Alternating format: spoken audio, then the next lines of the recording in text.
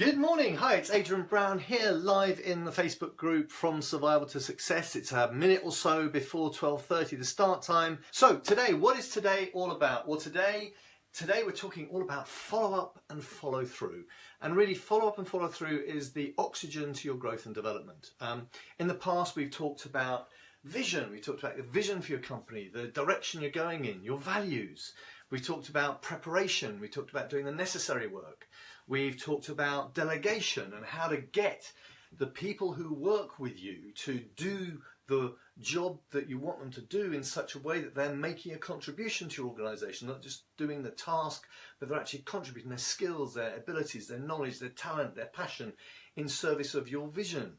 And we've talked about taking action, actually taking the action, going from A to B, pushing this thing forward, making sure that you're taking the next step and continually taking the next step. I've just been rereading the book, The Compound Effect, very famous book there by Darren Hardy. If you haven't read it, please go and read it. It's brilliant.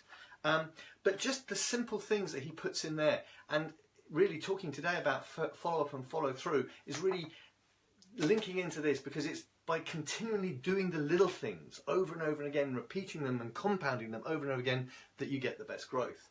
So today it's all about follow through and follow up. So what do I mean by the two things? Well, for me, follow through is when you have taken action and you continue with it, you follow through with it.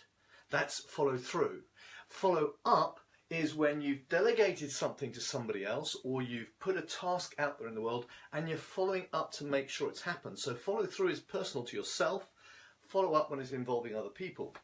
And in the world, if you're taking action, you're doing things and you're not measuring what you're doing, basically, if you're not measuring it, then why are you doing it? Because you'll just be sort of doing work, but if you're not measuring it and you don't follow up, then there's no real measure of how well it's succeeding or how well it's doing, and you're then unable to adapt or change. So measuring things to start with is really important, but if you are measuring, hopefully you are, the vital thing you've got to do is then follow up. Going back to oxygen being, follow-up being the oxygen of your development and growth. So what are we talking about? What are the things that get in the way of us following up? Well, one of the things that people are frightened of when they're following up somebody else doing a job, remember, follow-up is when you're following up somebody else doing work for you or a job that you've assigned. The biggest fear is conflict, because what if they haven't done it? I'm going to get into a conversation where I'm going to be making them wrong or making them bad. Well, the dialogue we have in that sort of conversation has got to be non-judgmental, because then it doesn't go to conflict, but it can be supportive. But what about follow through? Well, the thing that stops us following through is a fear of commitment. So for ourselves, if we're saying we're going to do a job, we're going to actually make something happen, we are terrified of committing ourselves to something that's got to happen again and again and again. The point that Darren Hardy makes in his book is that it's the small changes that we make that can have a huge impact on our lives over time. I'm not a get-rich-quick schemer. I don't think life is about that. All of my work is about changing people's mindset so that they can change over time and get the results they want. But you have to do the work to do it. And there's nothing to us comes easy. We've all got to get work done. We've got to go out and do work. So follow-up is really important, and follow-through is really important. But the mistakes people make in follow-up and follow-through are these. The first thing, I went to a 4N networking meeting this morning. And if you've ever been to a 4N meeting or a networking meeting, you normally get business cards from people. Well, guess what? The first thing I do when I go back home is send those people an email saying, hey, great, thanks for the one-to-one I had with you today. This was the topic of conversation we had, and look forward to seeing you in the future. Or maybe here's something you might want to go and look at. But I continue the conversation. I follow through with the meeting person face to face. If someone does work with me, I follow through with them at an appropriate time. Now, that doesn't mean the next day. It may mean a week's time. If somebody opts into one of my free resources, they get an email from me following up. Now, that's automatic follow-up, but the best follow-up is when you speak to somebody, when you get face-to-face with them. That's when you are able to create dialogue and continue the dialogue. The next thing people don't do is when they set a task, they don't follow up. And they don't do that because they give it to somebody and expect it to get done. But very few human beings are going to do that. They need the support. Now, you're not there being a policeman. That's not what you're there for. Being a policeman is nothing to do with follow-up. Follow-up is about supporting that person to achieve the thing that they said they were going to achieve. And also, people do work and then they don't follow through. They do something, they get so far down the track, but they don't follow through. They don't get to that point of completion, finishing one thing before starting another thing. And do you know what? If Wendy was here and standing next to me, she'd be saying, that's one of your things you've really got to do better at, which is absolutely true. I'm really good at starting things. Completing things is another thing. So I have to work hard at completing things. I have to put the effort in. It's a necessary work for me to do. The other thing people do is they'll help someone and then they won't follow up with it afterwards to see how it went. Now that's just courtesy to find out, hey, I introduced you to so-and-so, how did it go? Again, it's helping develop that relationship. Follow-up is a really good relationship builder. And if we learn something, so, here I am reading the book again, compound effect. If I don't follow through with this, what was the point of reading it? If you learn something and you don't follow through with it, there is very little point in doing the learning because all you're doing is wasting your time. The thing that people need to understand is there's this myth, I think, going out there in the world, and it's in so many different areas of the world, and that is that volume can beat quality. It's a numbers game. Well, ask yourself this question. How many customers do you actually need? So for me, my ideal number of customers to have at any one time is around 6 customers, because that means I can really serve them brilliantly.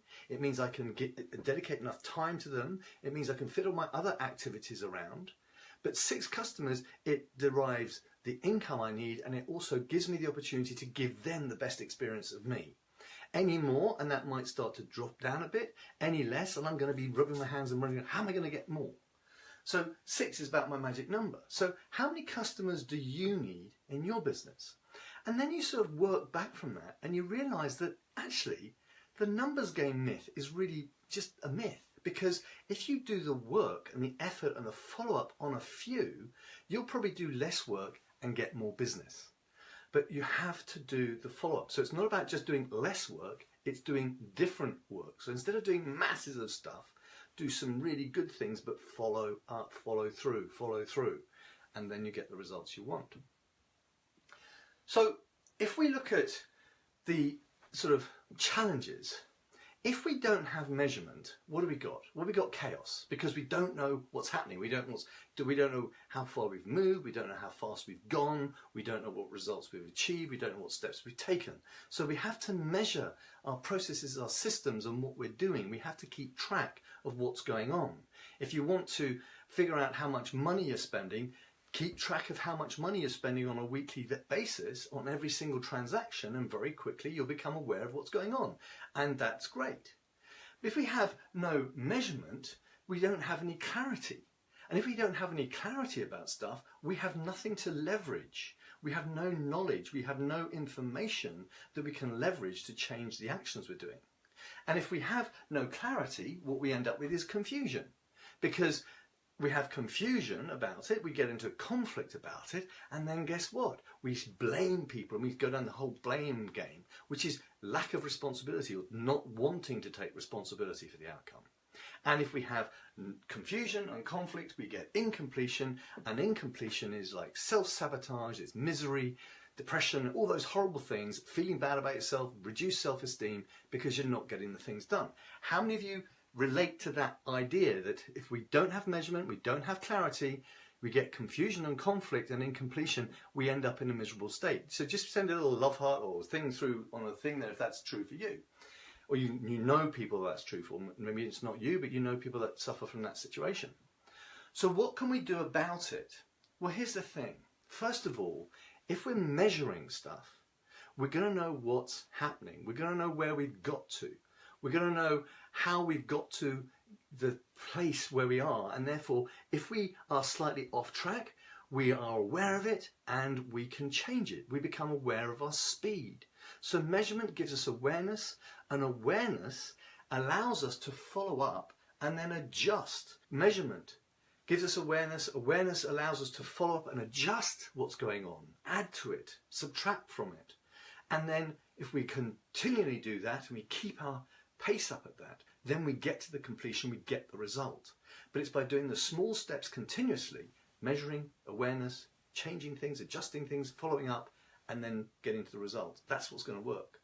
So what are the things, the oxygen, if you like, that we need for follow-up? What do we need to have in place to make this work? Well, first of all, you need a clear plan. Now, we've talked about planning on these Facebook Lives before. Reverse engineering we've talked about. But having a clear plan so you know what the individual steps are. Then have clear, simple and effective measures. Don't measure things that are going to get in the way of you being you, of doing your job. Make sure the measure is simple, something that's easy to measure and easy to do. You don't want the measurement process to get in the way of you delivering to your customers or you just getting on with your work. The measurement has to be simple. And we have to think about that sometimes. What are we going to measure and why are we going to measure it? Don't measure something unless it's going to help you change your behaviour. Thirdly, consistent follow-up and follow-through. Put in systems and processes to remind you to follow up and follow through. The best salespeople in the world aren't necessarily better at selling, but they're brilliant at following up. They're brilliant at extending the relationship, continuing the relationship, deepening the relationship, which is what you do every time you meet someone and take it another little step further. Constant adjustment and testing. Number 4. If something is travelling down this track and it's absolutely on track, you don't need to do anything to it. You can measure the fact that, yep, we're on course, we're on the right speed, in the right direction. No change is necessary. You relax. But if you see it's slightly off course, then you can make a slight adjustment to get it back. Now, if you don't know that you're off course, then guess what? You're going to miss your target by a country mile, because 1 little degree or 1 little % off is going to be a huge change later in life. So please make sure you're measuring now what's going on. Acknowledge and appreciate the successes, especially when you're following up with somebody else, but even when you're following through with yourself. Make sure you notice and celebrate the small victories. Acknowledge your achievements. Acknowledge the things that have worked well. Make sure you actually congratulate yourself for the things that have worked. And when something is not working, don't beat yourself up about it. Acknowledge that it's not working and then enable you and allow yourself to take action to correct it. Many people, they get stuck when something doesn't work and they give up because they are so hard on themselves. They're judging themselves that, oh my God, it's too difficult, so they stop. Going back to that thing about, what's the fear of follow-through? The fear of follow-through is commitment. You're having to commit to something to do it continuously. But we have to have that ability to commit to do the simple steps again and again and again, because that is the secret to really successful growth and development. And follow-up and follow-through are 2 vital elements that we need to use every single day. So, hey, it's a bit of a short one today. Simple messages, clear plan. Simple, effective measures, consistent follow-up and follow-through. The word consistent is really important in there. Constant adjustment and testing, because we followed up, we can enable us to do that. Acknowledgement and appreciation of the progress, and celebrate the victories. Thank you for joining me today. If you ever want to go back and look at any of the previous ones, they're on my About page on my website. All of the Facebook Lives are there. You'll see them with their titles. I think they're in chronological order pretty well most of the way through. But this one will be added in there later on today. So thank you very much for watching. If you've got any comments or questions about follow-up, about follow-through, please put them in the comments below. I do respond to you. I do get there. And let me know if you've got any questions about any of the topics we've covered so far this year, because I'm here to help you achieve your vision, your goals, your profitability, the lifestyle you want to have. So please ask me questions in the group here all the time, and I will get in there and answer those questions really quickly. And I'll look forward to seeing you next week. Bye for now.